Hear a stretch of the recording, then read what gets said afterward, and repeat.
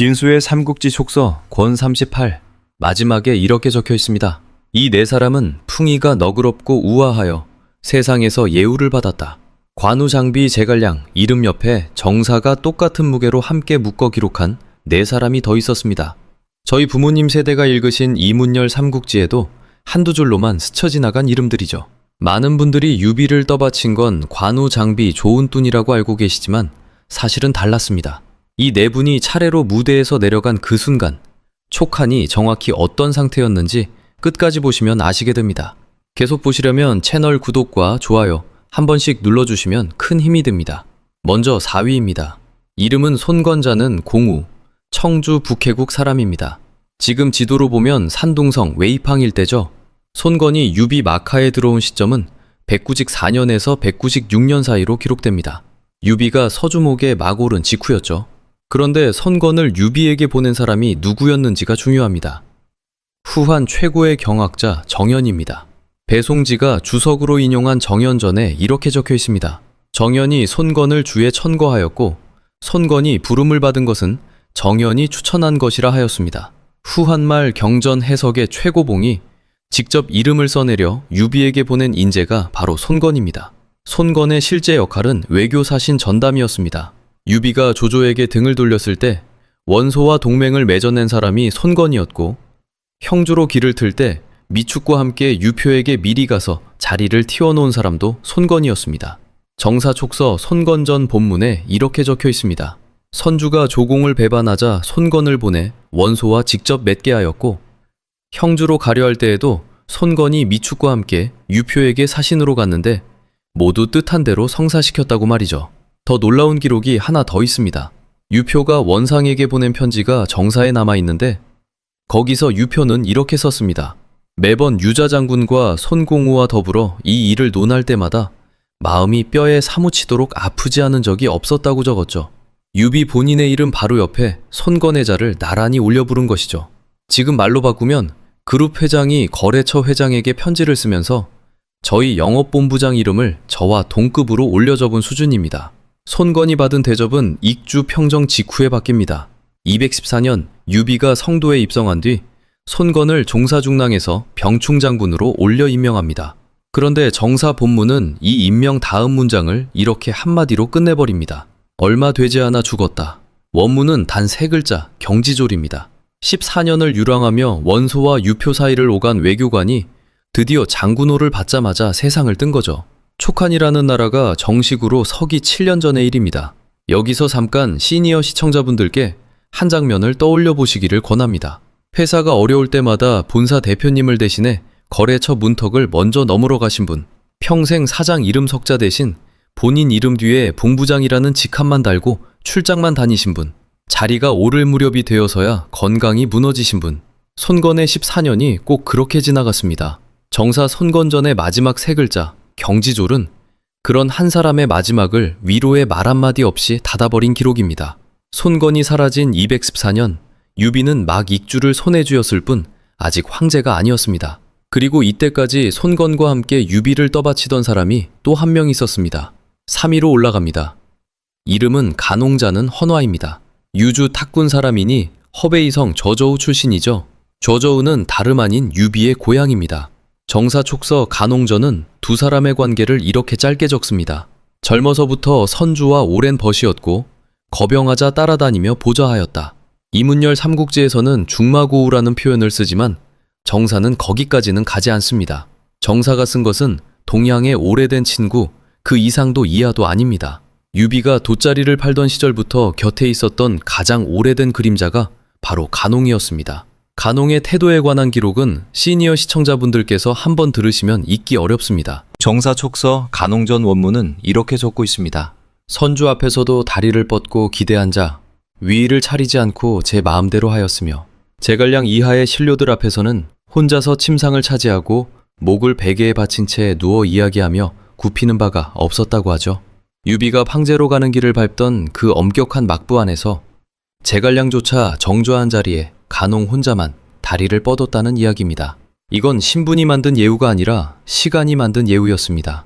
어릴 적부터 같이 구른 세월 앞에서는 군신의 예도 한 수 물러나 있었던 거죠. 간홍의 결정적 장면은 214년 성도에서 일어납니다. 유비가 유장의 성도를 포위하고 마지막 카드를 꺼내야 할 때 유비는 간홍을 성안으로 보냅니다. 정사촉서 간홍전 원문은 이 장면을 한 문장으로 끝내버립니다. 유장이 마침내 간홍과 한수레에 같이 타고 성을 나와 항국하였다. 피 한 방울 흘리지 않고 익주의 주인을 갈아치운 마지막 버튼을 누른 사람이 바로 간홍이었습니다. 제갈량의 천하 3분 설계가 종이 위의 설계였다면 그 설계를 실제 땅 위에 내려놓은 결제 도장은 간홍의 수레 위에서 찍힌 셈입니다. 정사가 남긴 간홍의 또 다른 일화는 웃음을 남깁니다. 가뭄이 들어 금주령이 내려졌을 때 한 집에서 술 빚는 도구가 발견되자 관리들이 이 집 주인을 술을 빚은 자와 똑같이 벌하려 하였죠. 간홍이 유비와 거닐다가 지나가는 남녀를 가리키며 이렇게 말합니다. 저 사람들이 음행을 하려 하는데 어찌 묵지 않으십니까? 유비가 어찌 아느냐고 묻자 간홍이 답합니다. 저들도 그 도구를 가지고 있으니 술을 빚으려는 자와 같습니다. 유비가 크게 웃으며 술 빚으려던 자를 사면하였다고 적혀 있습니다. 정사가 직접 기록한 유비 진영의 유일한 웃음 장면입니다. 그런데 간홍의 이야기가 끝나는 방식이 문제입니다. 정사촉서 간홍전은 유장을 데리고 나오는 장면과 소덕장군이라는 직함을 받는 장면까지만 기록하고 그 뒤로는 아무 말도 하지 않습니다. 간홍이 언제 어떻게 세상을 떠났는지 사료에 단 한 줄도 남아있지 않습니다. 유비 거병 이전부터 30년 넘게 곁을 지킨 가장 오래된 친구의 마지막이 기록에도 없이 지워진 거죠. 그 침묵 자체가 오늘 제목인 그늘이라는 말의 정확한 뜻이기도 합니다. 세 번째 그림자도 이렇게 사라졌습니다. 이제 2위입니다. 2위는 이적이라는 이름을 가진 문신입니다. 자, 이분은 사냥 출신이고 처음에는 유비가 아니라 유표 밑에서 일하던 사람이었습니다. 기록에 따르면 이적은 젊은 시절에 같은 고을 어른이었던 진남장군 유표에게 몸을 위탁했습니다. 그러다 유비가 형주로 피신해 자리를 잡자 유비에게 자주 왕래하며 따로 친교를 텄다고 적혀 있습니다. 정사촉서 이적전의 구절은 이렇습니다. 선주가 형주에 있을 때 이적은 늘 왕래하며 스스로를 의탁했다. 그리고 208년 유표가 죽자 이적은 미련 없이 유비를 따라 장강을 건너 남쪽으로 내려갔습니다. 유표 밑에 안정된 자리가 있었는데도 그 자리를 버리고 유랑하는 유비를 택한 사람이었습니다. 이 대목은 정사에 선명하게 찍혀 있습니다. 유표가 죽자 마침내 선주를 따라 장강을 건너 남도했고 함께 익주로 들어갔다. 자, 그러면 이 사람이 어떤 사람이었는지 한 장면만 보여드리겠습니다. 어느 날 유비가 이적을 오나라 손권에게 사신으로 보냈습니다. 손권은 이적이 말재주가 있다는 소문을 미리 들었던 모양입니다.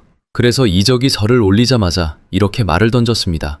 도 없는 군주를 섬기느라 고생이 많소. 신하에게 던지기에는 제법 날이 선 모욕이었습니다. 그런데 이적은 한 박자도 쉬지 않고 이렇게 받았다고 합니다.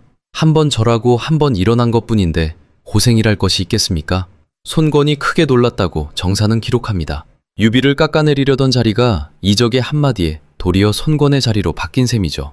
이런 사람이 유비 옆에 있었다는 사실 자체가 시니어 시청자분들께는 조금 새로운 장면일 것입니다. 그런데 진짜 놀라운 건 이 장면이 아닙니다.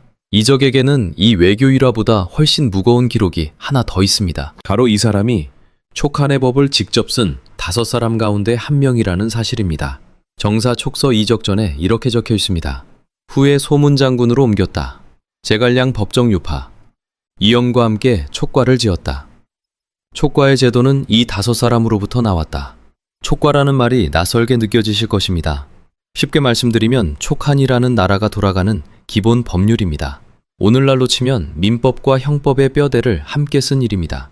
그 5명이 제갈량 법정유파, 이염, 그리고 이적이었습니다. 자, 이 장면을 곰곰이 들여다보시면 조금 이상하실 것입니다. 제갈량 법정유파, 이염, 이 네 이름은 삼국지를 한두 번이라도 넘겨보신 분은 다 들어보셨습니다. 그런데 이적이라는 이름은 같은 5명 가운데 한 명인데도 거의 들리지 않습니다. 이문열 삼국지에도 요시카와 삼국지에도 이 대목은 힘이 실려 있지 않습니다. 여기서 한 가지 짚고 넘어가야 할 것이 있습니다. 나관중이 쓴 삼국지 연의에는 이적이 다른 장면으로 더 유명합니다. 유비가 단계를 건너뛰는 이른바 마약 단계 직전에 이적이 채모의 음모를 미리 귀뜸해 주었다는 장면입니다. 이 장면은 사실 정사에는 없는 연의의 창작입니다. 배송지가 주에 인용한 세어에도 일부 단편이 보이기는 하지만 이미 손성이라는 후대 사가가 허무맹랑한 말이고 사실이 아니다 라고 일축한 대목입니다. 연의가 이적에게 영웅적인 각색을 얹어준 반면에 정작 진짜 업적인 촉과 편차는 연의가 빠뜨렸습니다. 재미를 더 씌우느라 무게를 놓친 셈입니다. 그래서 오늘 시니어 시청자분들께 이 한 줄을 기억해 두시라고 말씀드리고 싶습니다. 이적은 촉한의 헌법을 쓴 5사람 중 한 명이다. 이 한 줄이 이적이라는 이름의 진짜 무게입니다. 이적은 이후 송문장군에 오른 뒤 유비가 눈을 감을 무렵까지 곁을 지켰다고 합니다. 정사가 정확한 사망 연도를 남기지 않았는데 대체로 220년 전으로 추정합니다. 그리고 이제 1위입니다. 자, 이제 마지막 한 사람입니다. 정사가 촉서권 38에 한 묶음으로 적어둔 4사람 중 1위입니다. 이 사람의 이름을 오늘 처음 들으시는 분도 계실 것입니다. 바로 미축입니다. 미축은 동해군 구현 출신입니다. 오늘날 지도로 보면 장수성 론인강 쪽입니다. 기록에 따르면 그 집안은 조상대대로 장사를 해서 재산을 일군 거상이었습니다. 노복과 식객이 10,000명이었고 자산이 거억에 달했다고 적혀 있습니다. 쉽게 말씀드리면 당시 동해 일대에서 가장 큰 자산가였다는 뜻입니다. 이 사람이 처음 유비와 만난 것은 194년에서 195년 사이 서주에서였습니다. 미축은 원래 서주목 도겸의 별가종사라는 자리에 있었습니다. 별가종사는 주 자사가 순행을 나갈 때 별도의 수레를 타고 동행하는 1등 망료입니다. 오늘날로 치면 부지사격입니다. 도겸이 임종할 때 이런 유언을 남겼습니다. 유비가 아니면 이 서주를 안정시킬 수 없다. 미축은 그 유언을 받들어 소패로 달려가 유비를 직접 모셔왔습니다. 그러니까 유비에게 서주목 자리를 처음 안겨준 사람이 바로 미축입니다. 자, 이제부터가 진짜입니다.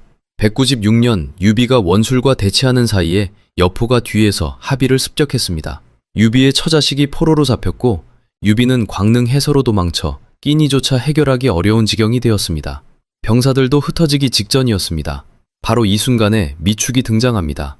정사 촉서 미축전의 구절은 이렇습니다. 미축은 이에 여동생을 선주의 부인으로 들이고 노복 2,000명과 금은 화폐로 군자금을 도왔다. 이때 공궁하던 선주가 이에 힘입어 다시 떨쳐 일어났다. 여기서 숫자 하나만 따로 짚어드리겠습니다. 당시 유비가 다시 추슬러 모은 병사가 약 10,000명입니다. 그런데 미축이 헌납한 노복이 2,000명이었습니다.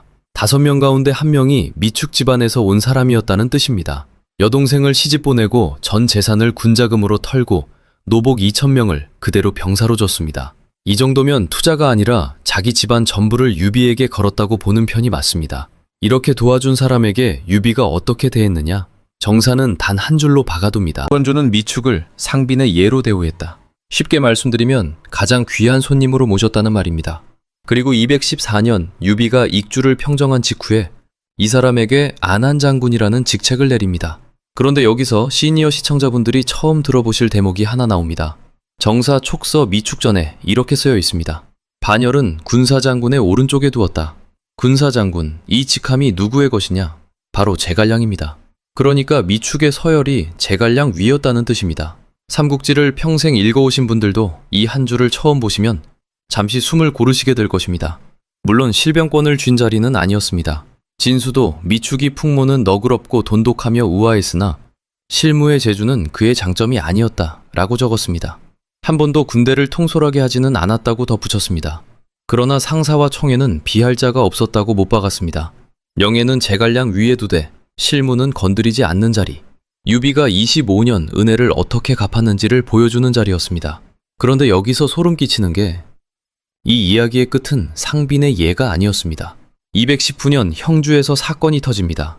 남군 태수 자리에 있던 사람이 미축의 동생 미방이었습니다.